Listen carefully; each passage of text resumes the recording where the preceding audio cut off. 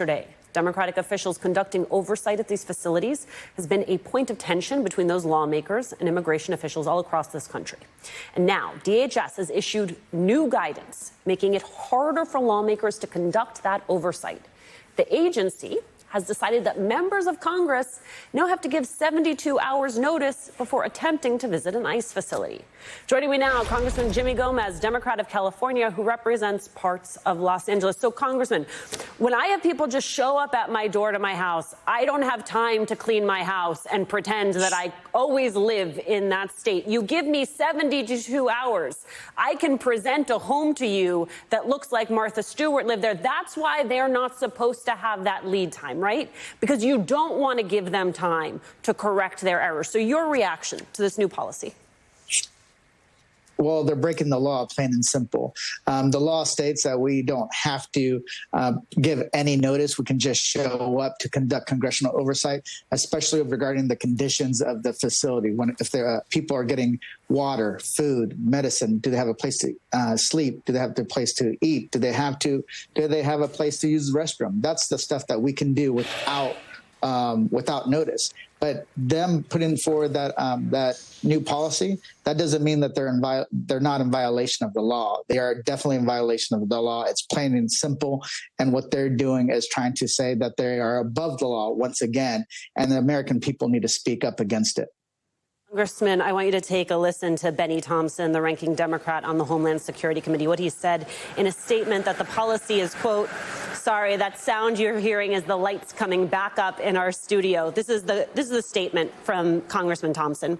An affront to the Constitution and federal law, this unlawful policy is a smokescreen to deny members visits to ICE offices across the country. If ICE has nothing to hide, DHS must make its facilities available. Your sense of what it is they are, in fact, trying to hide?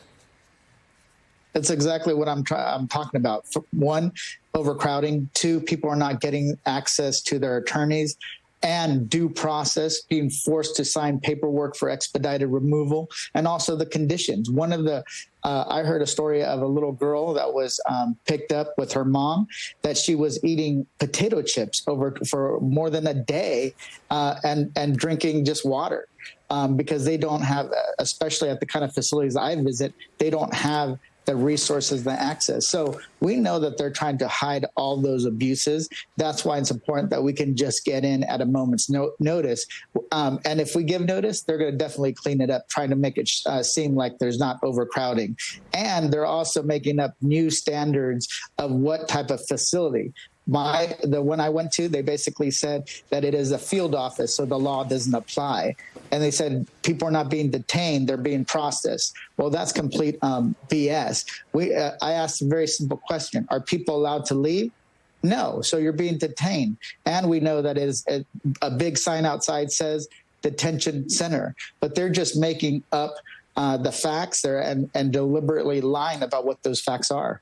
Congressman, I think your colleague, Delia Ramirez, got it exactly right in those remarks that she gave yesterday, which is this is fundamentally about democracy. I care about immigrants. You care about immigrants. I care about what is happening in these detention facilities. You care.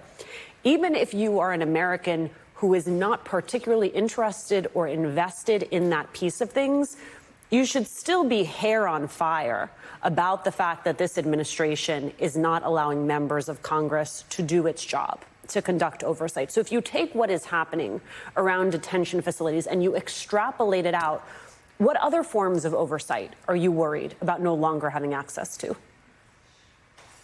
Well, there's a lot. One, we know that this president is gutting the federal government without authority. He is, and he's ignoring basically any kind of congressional oversight, any subpoenas.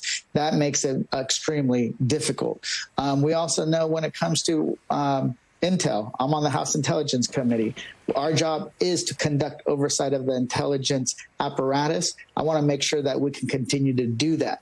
So far, we can, but what happens if they decide one day, no, we're not going to follow the law, or we're not going to respond to any kind of oversight from the Intelligence Committee? Then we know what kind of abuses can happen. So this is about our democracy. It means what kind of country we're going to live in, and it's going to say that there is no longer three co-equal branches of government, but there's only one branch that matters, and that's the President of the United States. Congressman Jimmy Gomez, thank you so much for showing up and for being